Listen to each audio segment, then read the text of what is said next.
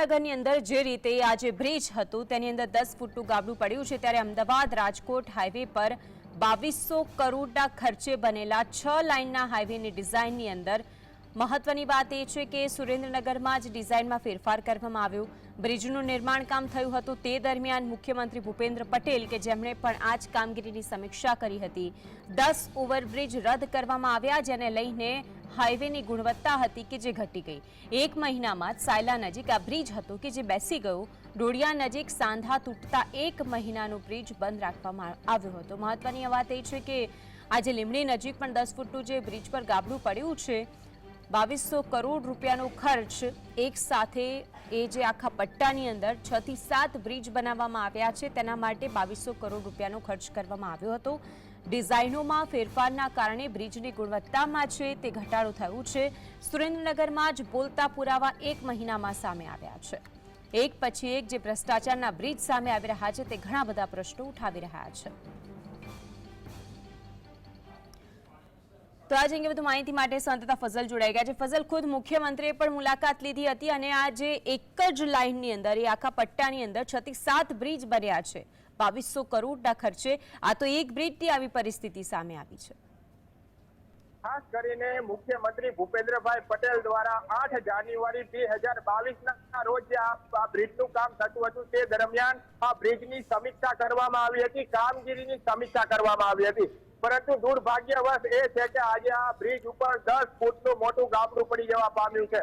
ઉલ્લેખનીય છે કે આ બ્રિજ 2200 કરોડના ખર્ચે બનાવવામાં આવ્યો છે। અમદાવાદ સુરેન્દ્રનગર રાજકોટ હાઈવેનું નિર્માણ નું કામ 2200 કરોડના ખર્ચે કરવામાં આવ્યું છે। 10 વખત ડિઝાઇનમાં ફેરફાર કરવામાં આવ્યા, 10 વખત છે તે બ્રિજના કામમાં ફેરફાર કરવામાં આવ્યા, જેને લઈને આ પ્રકારની પરિસ્થિતિનું નિર્માણ થયું છે। ત્યારે કેટલાક સ્થાનિક આગેવાનો આપણી સાથે છે।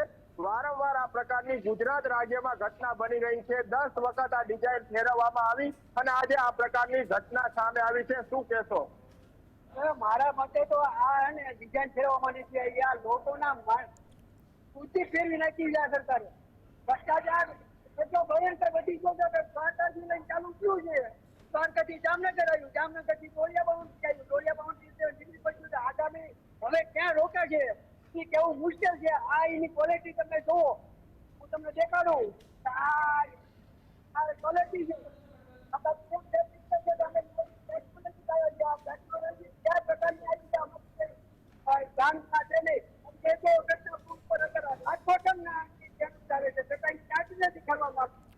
લીમડીના પુલમાં 6 મહિનામાં ગાબડા પડે, અમારા કિસ્મતમાં ગાબડા પડ્યા છે। હવે આ સરકારની ત્રાજી કે મારે બાપ। અન્ય એક સાથીદાર આપણી સાથે છે। શું કહેશો? વારંવાર આવા પ્રકારની ઘટના બને છે, ડિઝાઇનોમાં ફેરફાર કરવામાં આવ્યો છે અને 10 ફૂટનું ગાબડું હાલ બુરવાનો પ્રયાસ કરવામાં આવી રહ્યો છે। શું આ ગાબડું રહેશે વરસાદમાં કે કેમ? તો લીમડીની અંદર જેવો વરસાદ પડ્યો છે, ત્યાં 10 ફૂટનું ગાબડું પડી ગયું। જો આજથી ભારે વરસાદ પડે તો મને તો એવું લાગે છે કે આખો બ્રિજ જ પાણીની અંદર તણાઈ જશે એવું મને લાગી રહ્યું છે। લીમડી શહેર અમારે એક છોટા કાશી તરીકે ઓળખાય છે, પણ હવે એવું લાગે છે છેલ્લા 30 વર્ષ ભાજપ સરકારની અંદર છોટા કાશી નહીં પણ આ ભ્રષ્ટાચારી ગાબડા રૂપી ભાજપ સરકાર અહીંયા લીમડીની અંદર ઘૂસી ગયો એવું અમને લાગી રહ્યું છે। ગુજરાત રાજ્યમાં આવા બ્રિજ તૂટવાના બનાવો સામે આવી રહ્યા છે। તમે ટેક્સ ભરતા ટેક્સદાર છો, શહેરીજન છો, સરકારને ટેક્સ ચૂકવો છો, તો હવે શું માંગણી કરો છો? કોન્ટ્રાક્ટર સામે કોઈ પગલા નથી ભરાતા? આવા કોન્ટ્રાક્ટરોને ખાસ કરીને તો બ્લેકલિસ્ટ કરી આજીવન માટે આ લોકોને કોન્ટ્રાક્ટ ન દેવામાં આવે અને સારા જે કોન્ટ્રાક્ટરો એની યોગ્ય ચકાસણી કરીને કામ આપવામાં આવે અને અમારા લાખો કરોડો રૂપિયા જે ગુજરાતની જનતા ટેક્સ ચૂકવે છે એનો યોગ્ય અને સારી રીતે ઉપયોગ થાય તેવી સરકારને નમ્ર વિનંતી છે। ખાસ કરીને જે 2200 કરોડ રૂપિયાનો ખર્ચો કરવામાં આવ્યો, ત્યારે સુરેન્દ્રનગરમાં જ ભ્રષ્ટાચારના બોલતા પુરાવા એક મહિનામાં સામે આવ્યા છે।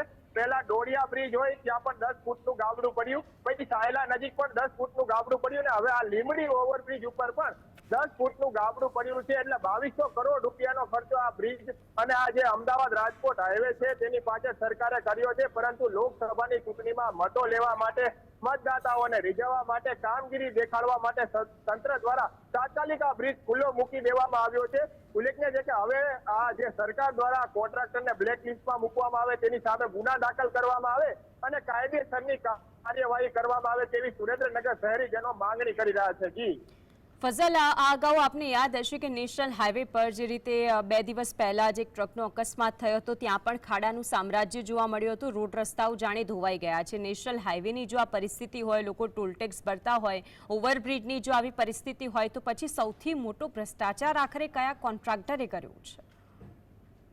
ખાસ કરીને જે લાગતા વળગતા હોય તેને કોન્ટ્રાક્ટ આપી દેવામાં આવતા હોય છે. આવા કરોડો રૂપિયાના કામો હાલ તમે જોઈ રહ્યા છો. આ જે બ્રિજ છે તેનું સમારકામ હાથ ધરવામાં આવી રહ્યું છે. સિમેન્ટ કોન્ક્રીટ નાખી અને આ બ્રિજનું સમારકામ કરવામાં આવી રહ્યું છે. હવે સામાન્ય વરસાદે આ બ્રિજ બેસી જવા પામ્યો છે, ત્યારે હવે આ જે કોન્ક્રીટથી નાખેલો માલ છે તે કેટલો ટકી શકે અને કેટલી તેની ગુણવત્તા હશે તે તો આવનારો સમય દેખાડશે. હાલ આ કામગીરી ચાલુ છે, પરંતુ કેમેરામેનને કહીશ કે ફક્ત કામદારો કામ કરી રહ્યા છે. હાલ કોઈ એન્જિનિયર ત્યાં હાજર નથી, કોઈ સરકારી અધિકારી હાજર નથી.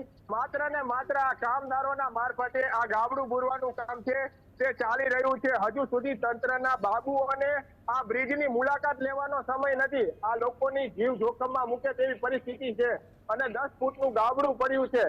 હજી પણ આ પુલ બ્રિજ બેસી જવાની શક્યતાઓ વ્યક્ત કરવામાં આવી રહી છે. ઉલ્લેખનીય છે કે મળતિયાઓને કોન્ટ્રાક્ટો આપી દેવામાં આવતા હોય છે, ડિઝાઇનોમાં ફેરફાર કરવામાં આવતા હોય છે, જેને લઈને આવા પ્રકારના બનાવો છે તે બની રહ્યા છે.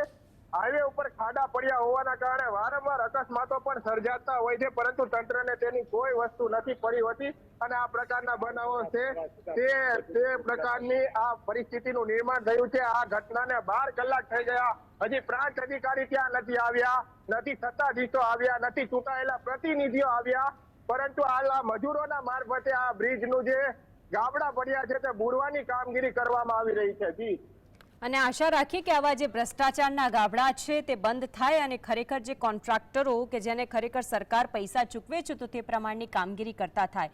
આભાર આપ જોડાયા અને વિગતો જણાવી તે બદલ. તો જે દ્રશ્યો આપ ટીવી સ્ક્રીન પર જોઈ રહ્યા છો, 2200 કરોડના ખર્ચે જે આખો સુરેન્દ્રનગરનું જે નેશનલ હાઈવે છે અને ત્યાંથી રાજકોટથી અમદાવાદ બાયપાસ જે રોડ જાય છે તેની વચ્ચે જે આ જે ઓવરબ્રિજ બનાવવામાં આવ્યો છે તેમાં આ 10 ફૂટનું ગાબડું જે પડ્યું છે, હવે તેને લઈને ઘણા બધા પ્રશ્નો ઉઠી રહ્યા છે. આખરે કોના પાપે આ હાલાકી પડી રહી છે? લોકોને સૌથી મોટો સવાલ એ ઉદ્ભવી રહ્યો છે. બ્રિજ બનાવવા કરોડો રૂપિયાના ખર્ચ કરવામાં આવે છે, છતાં આખરે પરિણામ શૂન્ય કેમ છે? કેમ ઓછા સમયગાળામાં બનેલા બ્રિજની અંદર ગાબડા પડ્યા છે? આ પણ સૌથી મોટો પ્રશ્ન. કોઈ મોટું નુકસાન કે પછી જાનહાનિ થશે તો આખરે તેનું જવાબદાર કોણ રહેશે? આ બી સવાલ છે. બ્રિજના કોન્ટ્રાક્ટર સામે આખરે કડક પગલાં ક્યારે લેવામાં આવશે? આ સિવાય બ્રિજ બનાવનાર કોન્ટ્રાક્ટરને આખરે કોણ છાવરી રહ્યું છે? કોણ તેને બચાવી રહ્યું છે તે પણ પ્રશ્ન ઉઠી રહ્યું છે. ભ્રષ્ટાચારના બ્રિજ મુદ્દે આરોપી સામે આખરે કડક કાર્યવાહી ક્યારે કરવામાં આવશે? આ એક સવાલ છે.